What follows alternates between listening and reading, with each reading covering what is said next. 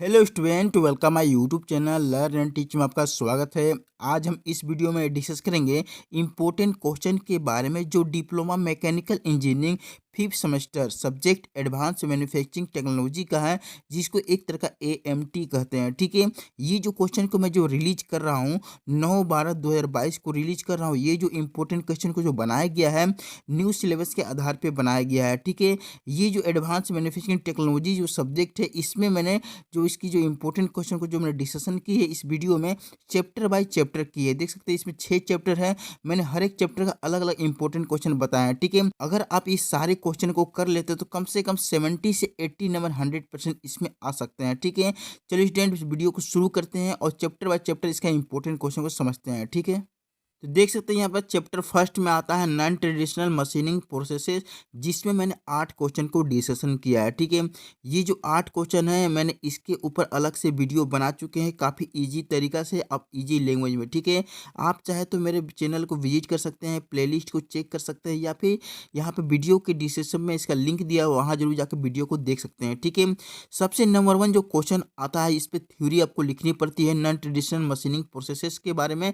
ठीक है, कम से कम ये जो क्वेश्चन है कम से कम आपको 150 वर्ड में लिखनी पड़ती है। ठीक है, अगर क्वेश्चन नंबर 2 की अगर बात करते हैं तो इसमें आपको क्या करनी होगी, एक्सप्लेन करना होगा working principle of abrasive jet machining की। ठीक है, तो इसमें आपको क्या होगा कि एक्सप्लेन करके लिखनी पड़ेगी कि आखिर में एब्रेसिव जेट मशीनिंग की वर्किंग प्रिंसिपल क्या है। ठीक है, कम से कम इसको 150 वर्ड में या 200 वर्ड में आपको लिखनी पड़ेगी। ठीक है, और क्या होती है इसके साथ में स्केच भी आपको ड्रॉ कर दीजिएगा तो ज़्यादा बेटर रहेगी। ठीक है, या फिर ये क्वेश्चन की जगह आपको क्या क्वेश्चन पूछ सकती है, describe the AGM process with suitable sketch. इसमें आपको क्या होती है कि यहाँ पे एजीएम जो है इसकी जो है क्या डायग्राम भी आपको दिखानी है, वर्किंग भी दिखानी है, कंस्ट्रक्शन भी दिखानी होती है। ठीक है, और क्या होती है इसकी एडवांटेज डिसएडवांटेज और एप्लीकेशन भी लिखनी होती है। ठीक है, तभी आपको इसमें कम से कम आपको 10 नंबर मिलेगी। ठीक है, क्वेश्चन नंबर जो 2 है, जो 3 है, 4 है, 5, 6 और जो 7 है, सारे जितने भी क्वेश्चन है बिल्कुल एक जैसा ही है। ठीक है, मैंने सभी के ऊपर काफ़ी ईजी तरीका से वीडियो बना चुके हैं। ठीक है, आपको डिस्क्रिप्शन में लिंक मिल जाएंगे,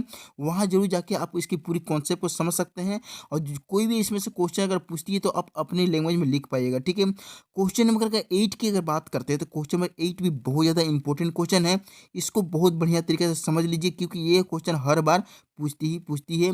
एडवांटेज भी इसको लिखनी होगी, डिसएडवांटेज भी लिखनी होगी, और साथ में इसकी अप्लीकेशन भी लिखनी पड़ती है, और इसकी डायग्राम भी यहाँ पे ड्रॉ करके दिखानी पड़ती है। ठीक है, चैप्टर 2 की अगर बात करते हैं, जिसको एक तरह का सीएनसी लेथ बोलते हैं, मैंने इसमें 6 क्वेश्चन को बताया है।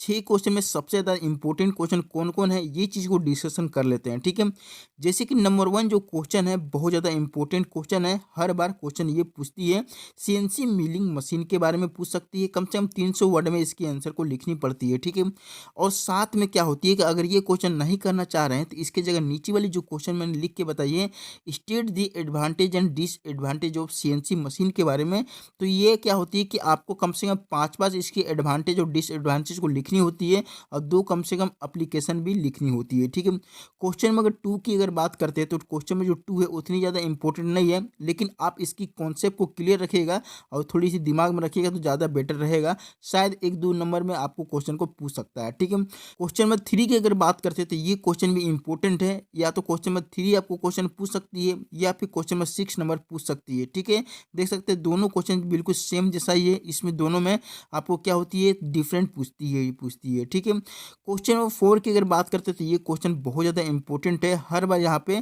पार्ट प्रोग्रामिंग की यहाँ पे क्या डिफिनेशन पूछती है, स्ट्रक्चर ऑफ पार्ट यहाँ प्रोग्राम भी पूछती है, डिस्क्राइब करने बोलती है। ठीक है, क्वेश्चन नंबर 5 की अगर बात करते हैं तो क्वेश्चन नंबर 5 भी बहुत ज़्यादा इंपॉर्टेंट क्वेश्चन है, लेकिन ये थोड़ी सी लेंथी हो जाती है। अगर आपके पास समय है तो आप इसको कर सकते हैं। ठीक है, चैप्टर 3 की अगर बात करते हैं, जिसको एक तरह सीएनसी मिलिंग मशीन्स कहते हैं, जिसमें मैंने 6 क्वेश्चन को बताया। ठीक है, 6 में से सबसे ज़्यादा इंपॉर्टेंट क्वेश्चन कौन है इस पर ज़्यादा डिस्कशन कर लेते हैं। ठीक है, पहला जो क्वेश्चन है बहुत ज़्यादा इंपॉर्टेंट है, आपको किसी भी हाल में करने है। ठीक है, क्योंकि इस क्वेश्चन के अंदर 2 क्वेश्चन है। पहला आपको क्वेश्चन पूछ सकती है कि हॉरिजॉन्टल मशीन सेंटर क्या है, और साथ में आपको ब्लॉक डायग्राम को दर्शानी पड़ेगी। ठीक है, या फिर आपको पूछ सकती है वर्टिकल मशीन सेंटर।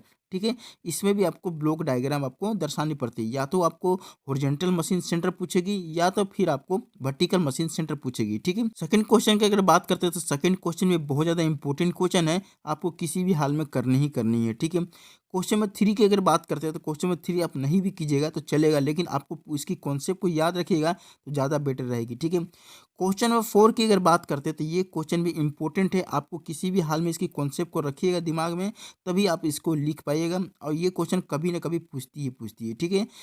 क्वेश्चन अगर 5 की बात करते हैं तो ये क्वेश्चन किसी भी हाल में आपको याद कर लेनी है और पूरा तरीका से क्या है इसकी टाइप्स को समझ लेनी है, ठीक है। और इसमें क्या है 2 क्वेश्चन आपको पूछ सकती है, या तो फिर what is a tool magazine पूछ सकती है, इसकी टाइप पूछ सकती है, या फिर इसके जगह नीचे वाली पूछ सकती है right the importance of automatic tool charger and tool magazine, ठीक है। इसमें से दूसरी कुछ भी पूछ सकती है, ठीक है। तो दोनों को ये क्वेश्चन पूछती है। क्वेश्चन में अगर लास्ट की अगर बात करते हैं जो क्वेश्चन नंबर 6 है, ये बहुत ज़्यादा इंपॉर्टेंट क्वेश्चन है, आपको किसी भी हाल में करनी है, कम से कम आपको 350 से 400 वर्ड में इसके आंसर को लिखनी पड़ती है, ठीक है। चैप्टर 4 की अगर बात करते हैं जिसको एक तरह का मशीन टूल ऑटोमेशन कहते हैं, इसमें मैंने 5 क्वेश्चन बताए हैं, जो पांचों क्वेश्चन बहुत ज़्यादा इंपॉर्टेंट क्वेश्चन है, ठीक है। फिर भी मैं थोड़ा सा आपको इसमें और भी ज़्यादा कौन कौन बेटर क्वेश्चन है उस पर मैंने थोड़ा सा डिस्कशन कर देता हूँ, ठीक है। जैसे कि पहला जो क्वेश्चन है सबसे पहले पूछेगी कि आपको ऑटोमेशन क्या है, तो आपको इसमें आपको क्या हो कि ऑटोमेशन का डिफिनेशन लिखना होगा, और साथ में क्या है कि आखिर में इसकी नीड की हुई है, बेनिफिट की हुई है, तो इसको अलग अलग आपको लिखनी होगी, नीड भी अलग से लिखनी होगी और बेनिफिट भी इसकी अलग से लिखनी होगी, ठीक है। सेकंड जो क्वेश्चन है एलिमेंट ऑफ कंट्रोल सिस्टम के बारे में, तो ये क्वेश्चन भी इंपॉर्टेंट है, कभी कभी ये क्वेश्चन पूछती है, इस पे आपको कॉन्सेप्ट को क्लियर रखनी होगा और समझ लेना होगा, तभी आप इसको लिख पाइएगा, ठीक है। क्वेश्चन नंबर 3 की अगर बात करते हैं तो ये क्वेश्चन भी बहुत ज़्यादा इंपॉर्टेंट है, क्योंकि ये जो क्वेश्चन है इसमें 3 क्वेश्चन छिपा हुआ है, और तीनों में से कोई एक क्वेश्चन तो 100% पूछती है, ठीक है। पहला क्वेश्चन पूछ सकती है what are limit switches and proximity switches. Second question पूछ सकती है differentiate between limit and proximity switches. या फिर तीसरी क्वेश्चन पूछ सकती है what is transfer lines right its application, ठीक है। तीनों में से कोई एक क्वेश्चन तो पूछती है, इसीलिए आपको इसकी पूरी तरह से कॉन्सेप्ट को क्लियर रखनी है, तभी आप इसको लिख पाइएगा, ठीक है। क्वेश्चन अगर 4 की अगर बात करते हैं तो ये क्वेश्चन कभी कभी पूछती है, इसमें दो में से कोई एक क्वेश्चन पूछती है। पहला पूछ सकती है एक्सप्लेन फीडबैक कंट्रोल सिस्टम, और दूसरी क्वेश्चन पूछ सकती है servo control system with block diagram भी, इसमें ब्लॉक डायग्राम भी दर्शानी पड़ती है। नीचे वाले क्वेश्चन ज़्यादा पूछती है सर्वो कंट्रोल सिस्टम, ठीक है, और साथ में ब्लॉक डायग्राम भी दर्शानी पड़ती है। लास्ट वाली क्वेश्चन भी बहुत ज़्यादा इंपॉर्टेंट क्वेश्चन है, तो इस पर भी आपको पूरी तरह से ध्यान देनी है, ठीक है। अगर बात करते हैं चैप्टर 5 की, जिसको एक तरह का इंटरनेट ऑफ थिंग कहते हैं, जिसको शॉर्टकट में आईओटी कहते हैं, ठीक है। आपको कभी कभी ये क्या क्वेश्चन आईओटी पूछ सकता है कि आईओटी क्या है, व्हाट इज आईओटी, ये आपको समझना होगा कि आईओटी का मतलब है इंटरनेट ऑफ थिंग्स, ठीक है। तो इसमें मैंने 4 क्वेश्चन बताए हैं, चारों क्वेश्चन को 100% आपको कर लेना है। अगर बात करते हैं चैप्टर नंबर 6 जिसको एक तरह का मेंटेनेंस ऑफ मशीन टूल्स कहते हैं, तो इसमें मैंने 6 क्वेश्चन बताए हैं, जो 6 क्वेश्चन है बहुत ज़्यादा इंपॉर्टेंट है, ठीक है। इसमें भी मैं कुछ नहीं बोलूँगा कि ये क्वेश्चन नहीं करो, वो क्वेश्चन नहीं करो, ये बहुत ज़्यादा इंपॉर्टेंट क्वेश्चन है। 6 आपको आंख बंद के कर लेनी है, तभी जाके कम से कम 70 से 80 नंबर आप एक इस सब्जेक्ट में गेट कर पाएगा, ठीक है। तो मुझे आशा है कि आपको important question of advance manufacturing technology जो सब्जेक्ट है इसकी जो क्वेश्चन है बहुत बढ़िया तरीके से समझ में आ चुकी होगी। अगर कहीं भी इसके क्वेश्चन में आपको प्रॉब्लम हो रही है, अगर इसकी आंसर नहीं मिल रही है, अगर आपको इसकी नोट्स की आवश्यकता है, तो आप कमेंट बॉक्स में ज़रूर इसकी कमेंट लिखिए नोट्स, मैं इसका जल्दी से नोट्स भी आपको अवेलेबल करवा दूंगा, ठीक है। काफ़ी ईजी तरीका से और काफ़ी ईजी लैंग्वेज में, ठीक है।